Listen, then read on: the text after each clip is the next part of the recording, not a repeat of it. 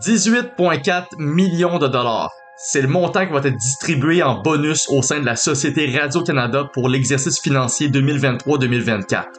Et c'est quand même pas mal douteux, disons-le franchement, parce qu'au courant de la dernière année, il s'est passé beaucoup de choses qui démontrent que Radio-Can devrait faire autre chose avec l'argent des contribuables plutôt que de procéder à une distribution de bonus à ses cadres et employés non syndiqués. Rappelons-le, l'année dernière, la présidente directrice générale, Mme Catherine Tate, avait annoncé qu'il y aurait des mises à pied. Quelques semaines avant Noël, on annonçait des centaines de mises à pied parmi les employés tant dans le milieu francophone qu'anglophone de Radio-Canada. Ça a fait en sorte que Mme Tate s'est retrouvée en commission parlementaire pour un peu défendre son bilan, mais aussi pour répondre aux questions des politiciens, à savoir s'il allait avoir une distribution de bonus pour le dernier exercice financier, surtout considérant le piètre état des finances de l'organisation. On n'a pas eu de réponse claire de sa part, mais le 25 juin dernier, il y a un rapport qui a été déposé par Radio-Can qui confirmait qu'il allait avoir des bonus distribués, et puis le 12 août, c'est la presse canadienne qui a finalement annoncé que ce sera 18,4 millions de dollars qui sera distribué